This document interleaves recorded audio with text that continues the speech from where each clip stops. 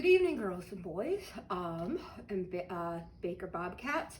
I'm going to read today's selection called The Whale Song, and it is by Dylan Sheldon. It has beautiful illustrations by Gary Blythe. They're actually called paintings.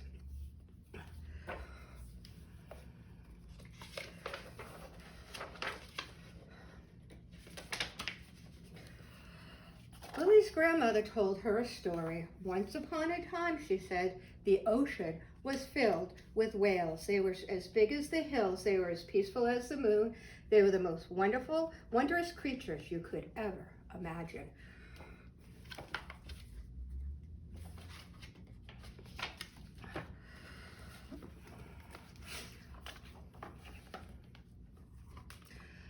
Lily climbed onto her grandmother's lap. I used to sit at the end of the pier and listen for whales, said Lily's grandmother.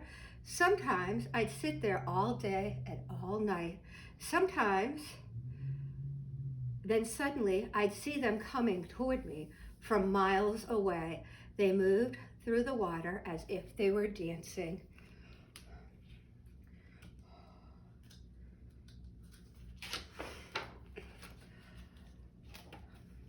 But why did they swim to you, Grandma? Asked Lily. How did they know you were there? Lily's grandmother smiled. Oh, you had to bring them something special, a perfect shell or a beautiful stone. And if they liked you, the whales would take your gift and give you something in return.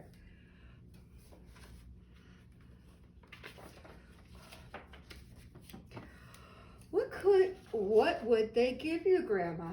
Asked Lily. What did you get from the whales? Lily's grandmother sighed. Once or twice, she whispered. Once or twice, I heard them sing. Lily's great-uncle Frederick stomped into the room. That's nothing but a silly old tale, he snapped. Whales are important for their meat and for their bones and for their blubber.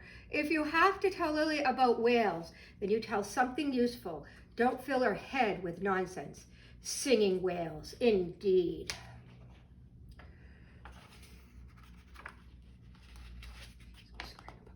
Lily dreamed about the whales. In her dreams, she saw them as large as mountains and bluer than the sky. In her dreams, she heard them singing, their voices like the wind. In her dreams, they leapt from the water and called her name. In the morning, Lily went down to the ocean, to that place where no one fished or swam or sailed. She walked to the end of the old pier. The water was empty and still. She took a yellow flower out of her pocket and dropped it in the water. This is for you, she called into the air.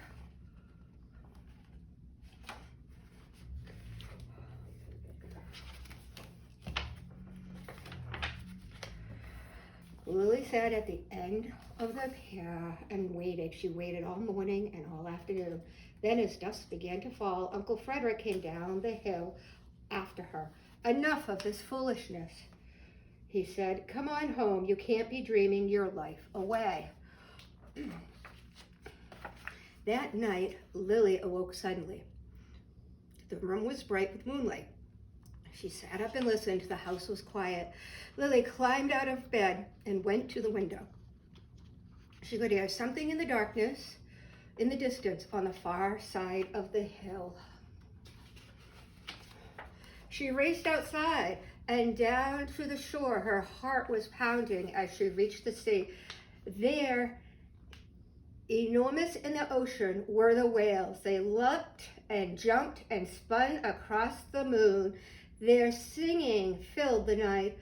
Lily saw her yellow flower dancing on the spray.